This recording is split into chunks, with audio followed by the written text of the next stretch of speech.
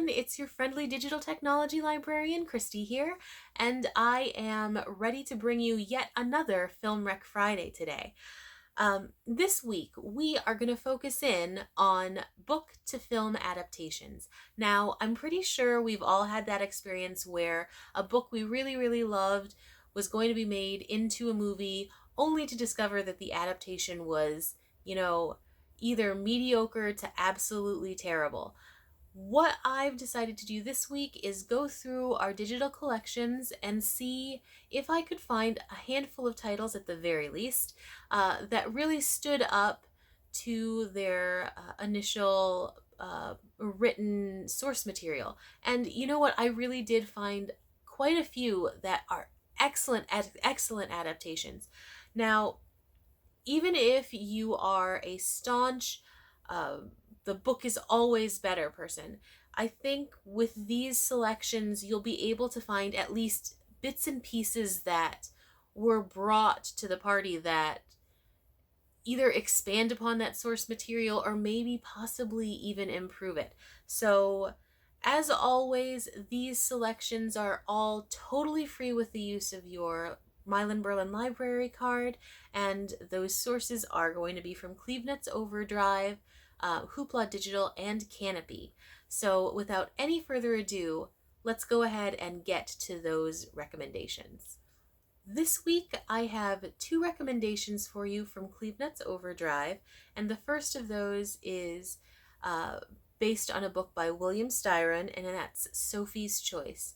Now, Sophie's Choice, the film adaptation, stars the always impeccable Meryl Streep. It also features performances from Kevin Kline, Peter MacNicol, so like the cast is full of real actors. Like, these are performers who've won multiple awards, who are always lauded.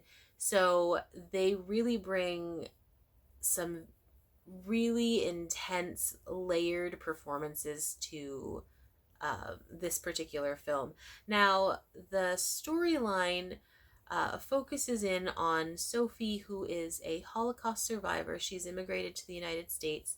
Her relationship with her emotionally and mentally unstable lover, who's played by Kevin Kline, and then her new sort of emerging relationship with a young writer played by Peter MacNicol.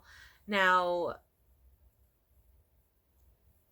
with flashbacks, we're given pieces of her past, and as things unfold, we see more and more of this tragedy of her life unfolding in front of us.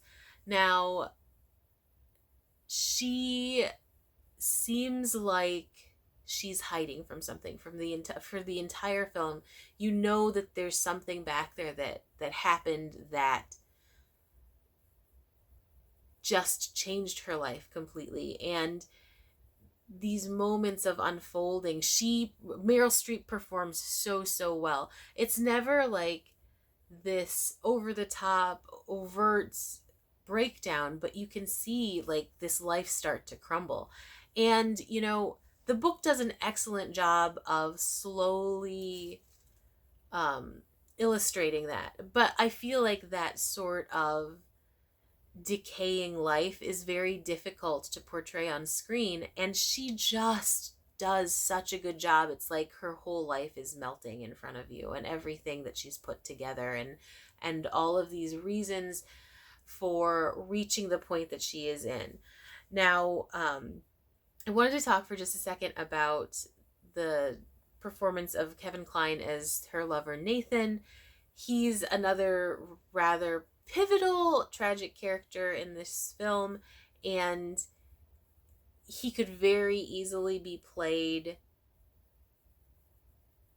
I hate to use the word over the top again, but I mean, he could very easily be a caricature of himself, just super stereotypical, narcissistic, but that's never what comes across on screen.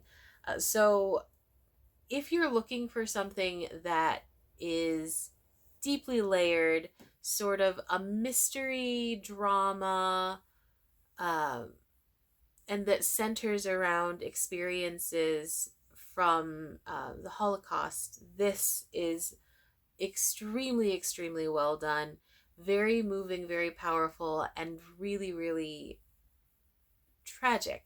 So, not a film for you if you're looking for something that's going to make you feel good at the end, but excellent, excellent, excellent option if you're looking for well performed, emotionally moving, and dramatic. So, Sophie's Choice, excellent adaptation of the Styron novel. Now, my second option from Clevenet's Overdrive is a modernization of Henry James's What Maisie Knew. Um, what Maisie Knew is originally like this very period piece that is a commentary about the selfishness of people and how it can affect those around them. And this adaptation does an excellent job of modernizing it, but it also softens it a lot. And I know some people will not appreciate the fact that it is a much less cynical story in this edition, but I really, really loved it. Now, the adaptation follows the lives of initially a small 3-person family, this rather hot-headed musician played by Julianne Moore. She has this foofy art dealer husband played by Steve Coogan, and they have a daughter named Maisie. Now, these two are overgrown children. They fight constantly. They are so driven by their own wants and desires. They eventually divorce, and so this tiny family splits apart. And Maisie is left in the aftermath. She's ordered by the courts to shuttle back and forth, which is not an unfamiliar situation. And she has to sort of figure things out on her own as far as what does this mean? Where am I going? Simply because her parents are both so self-absorbed. Now, both parents end up in new relationships very quickly, and those two new partners are the ones who end up really bonding with Maisie more than her biological parents. Now, Julianne Moore's husband is played by Alexander Skarsgård, and he does an exceptional job with his character. I'm not used to seeing him play rather softer, sweeter characters, so it was kind of surprising that I thought, wow, this is a really, really strong, powerful performance, but it absolutely was. And his relationship with Maisie really sort of makes this movie something special. I really do feel that the film brought that out much more so than the book ever did. And of course, like I said, the book is much more cynical about relationships, much more cynical about um, the self-absorption of people and how that's going to always turn out. So of course that's definitely going to have a different vibe to it than the film adaptation anyway. But to be honest, I did like the slightly more optimistic tone at the end of the day that this film adaptation did have. So in the end, everything is about how Maisie manages to survive and cope with her new situation. And I do think that this adaptation does an excellent, excellent job of making you feel not only for her, but also for the new spouses involved with the very self-absorbed biological parents.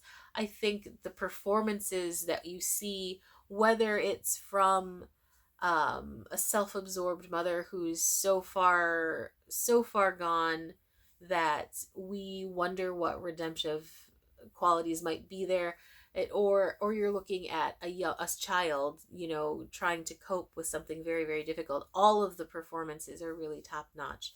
So if you're looking for something that will definitely move you, that makes an optimistic statement about human nature, definitely check out What Maisie Knew, based on the Henry James novel. It is excellent, and um, it is a movie that I think at the end will make you feel good as opposed to a tragedy. So, What Maisie Knew on CleveNet's Overdrive, check that one out as well.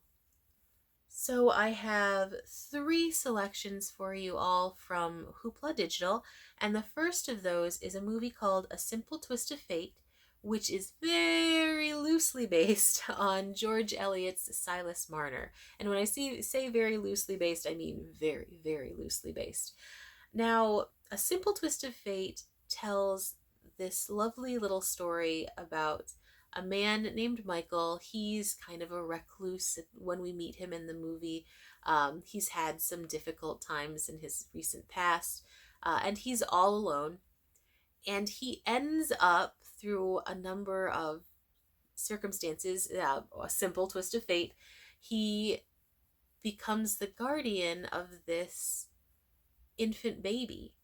And the movie is all about how he builds this relationship with this child when, for such a long time, he'd had no really meaningful relationship with anyone. And, it is definitely a sentimental film. It doesn't have that cynicism that a lot of movies and a lot of television has today. It's really just a sweet story, and I think that that's really its appeal. Now, Michael is played by the always brilliant Steve Martin, who also had a great deal to do with the production, the direction, the story, everything, the adaptation. And he does a phenomenal job of making this character, a little bit funny. It's not like you're watching Steve Martin suddenly become like the most depressing kind of actor ever. No, like it's peppered with humor. Uh it just like any dad character. He makes like dad jokes periodically. He does odd, creative, fun things to entertain this child, and it's all very organic in the film. It feels like something a real father would do. A real father who's on his own, who's never had a child, who doesn't know what he's doing.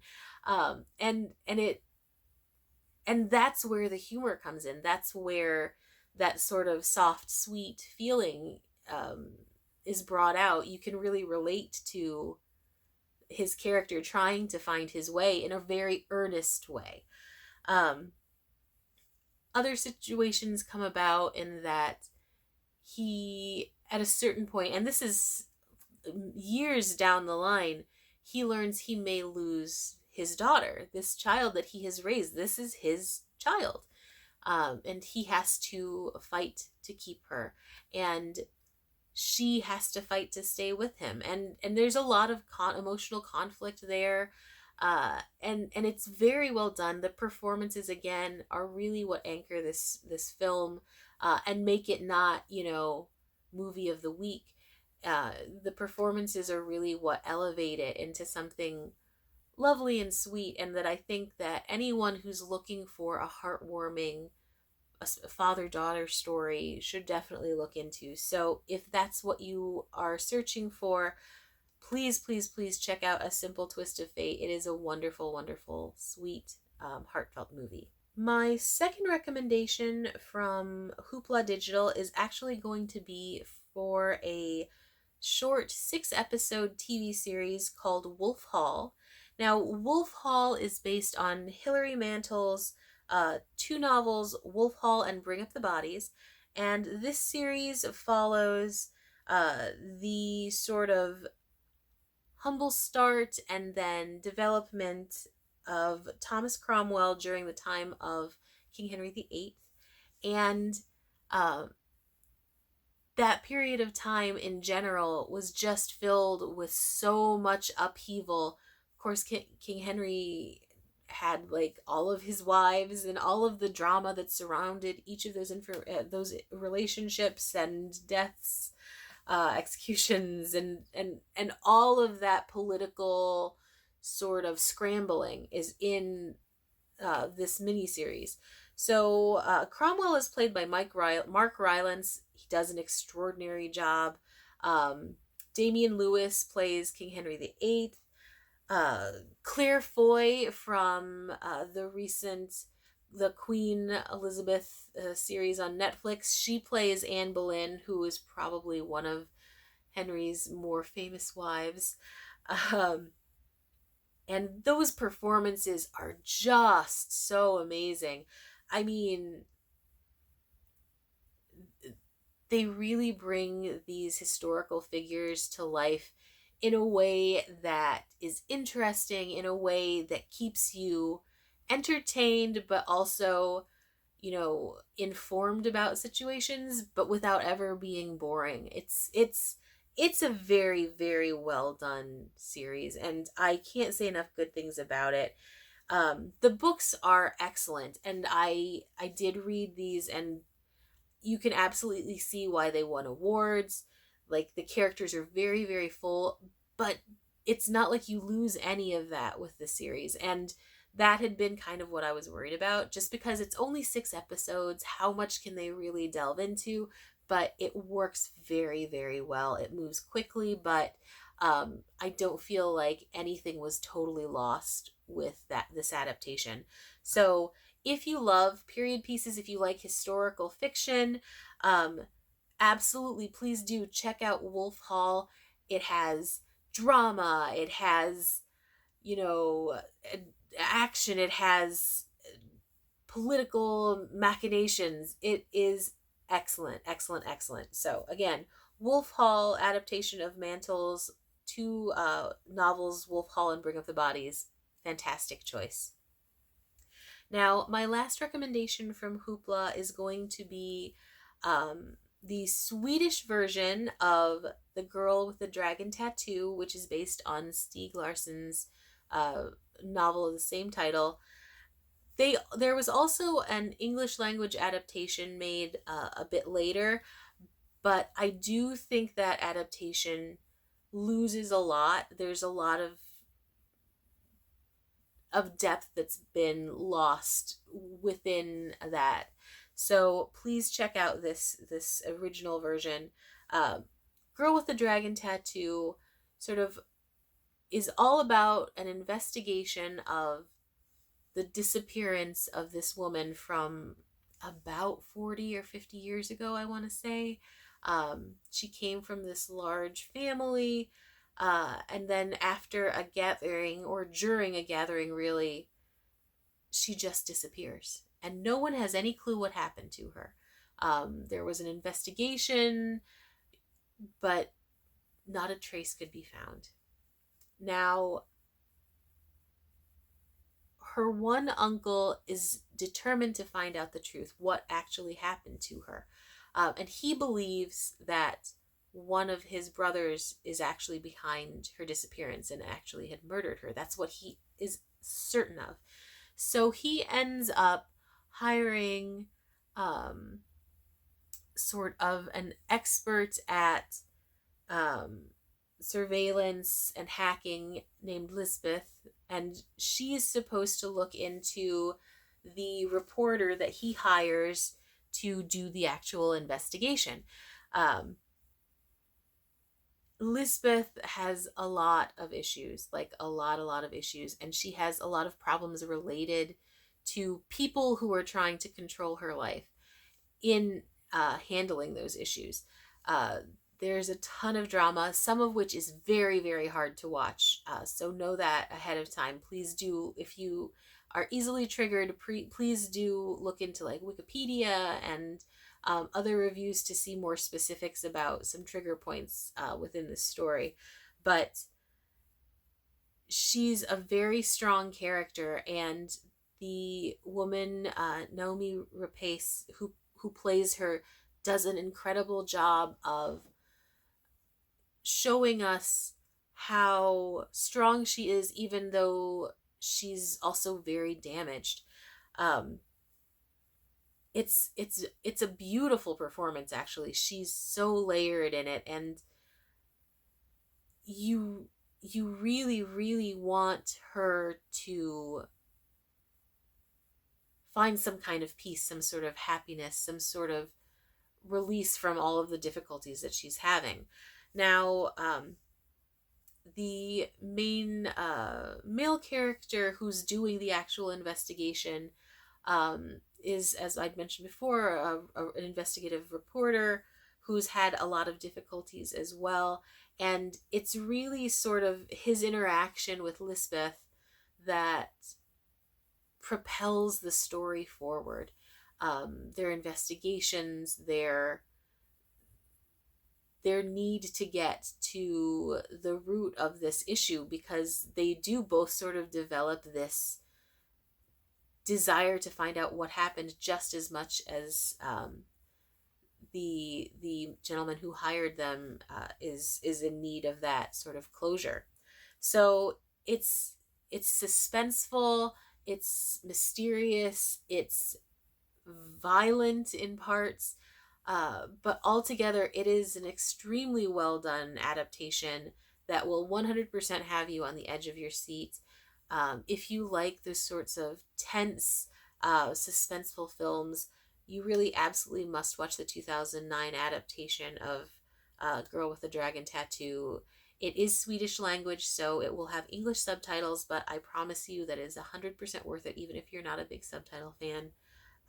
It is, um, I would say, leaps and bounds ahead of the English language adaptation, so totally worth watching. So please do check that one out as well. Okay, finally, I have, I believe, 3 recommendations from our Canopy service, and the first of those is for a book called, or for a movie based on a book called A Man Called Ove, and that's by Friedrich Bachmann. Now, A Man Called Ove is one of those movies I didn't really even expect or know what to expect. Um, it's a quiet film, you know, there's not explosions, there's not action. It's just this story of this old curmudgeon who slowly bonds with a neighbor, and how that bonding experience changes his entire life. Um, as I said, he's ill tempered, he's angry at life for things that have happened. And as he develops a relationship with this new person in his life, he slowly starts to melt. He unfolds from this grumpy existence that he's had for years and years. You know, his wife had passed away, and I think that she was really the only thing that kept him connected to the world.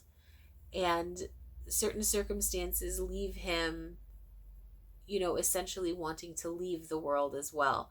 And this surprising friendship with a new neighbor makes him move forward. And it's as unexpected for the neighbor as it is for him, this friendship that develops and this unfurling that happens. And it's really very, very lovely. I mean, I laughed a lot more than I expected to. I smiled through a lot more than I expected to. I also cried in parts. I mean, it's a moving film. So if you're looking for something quiet but funny and sweet and moving, that will bring about some tears as well, definitely check out A Man Called Ove. It is a Swedish language film, so again, there will be subtitles, but definitely worth it even if you are not a subtitle fan. My second film recommendation from Canopy is Howard's End, which is based on an E.M. Forster novel.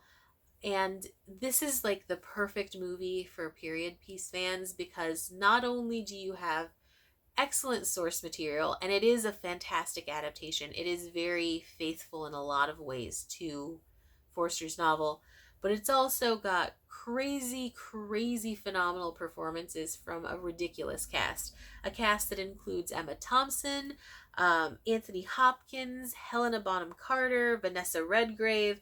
I mean, it's a ridiculous cast, and everyone does an exceptional job with their characters, but that's to be expected. So, Howard's End uh, tells the story of these two sisters who become involved with a couple of very disparate couples. One is very, very well. One couple is very, very wealthy. The other couple is absolutely not. It's definitely working class couple, um, and how those interactions sort of become interwoven and affect an outcome that I believe is rather unexpected. Um, there's a lot to do with misfortune due to social status. There's a lot to do with prejudice. It's just a very layered, very British film. So if you enjoy British period pieces, you absolutely can't go wrong with this one.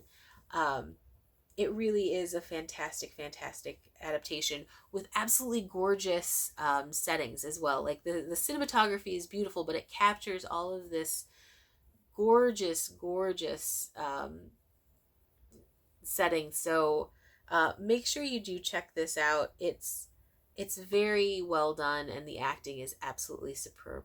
So Howard's End, adaptation of the E.M. Forster novel on Canopy, excellent option for you.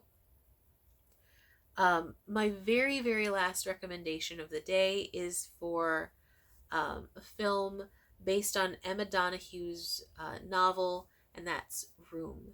Now, Room came out a handful of years ago. It stars Brie Larson, and I know that she had tons and tons of accolades, but I didn't watch it for a very long time because I actually was not the biggest fan of the book.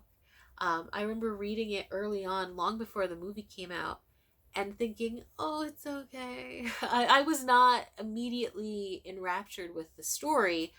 One, it's a very hard story to read. It's about a young woman and her son who we discover were being held captive by an abusive man. There's, a daring escape that happens, and it's about their reintegration and initial integration into the real world. Um, and I honestly, I could not get into the book at all. So when the movie came out, I was like, whatever. But I eventually watched it because I do love phenomenal acting performances, and everyone said that Larson had just done such a good job. So I did finally watch it, and it was an excellent, excellent job. It's not like the storyline changed, but I think something about the performances from all of the different actors brought something to it that for me was lacking in the source material. I didn't feel extra that extra edge, that very urgent sort of loss and desire to find again kind of emotion, and I did feel that during the movies. um so the kidnapped mother and her son are played phenomenally by Brie Larson and Jacob Tremblay, and they're really the whole movie, like how those two interact with one another.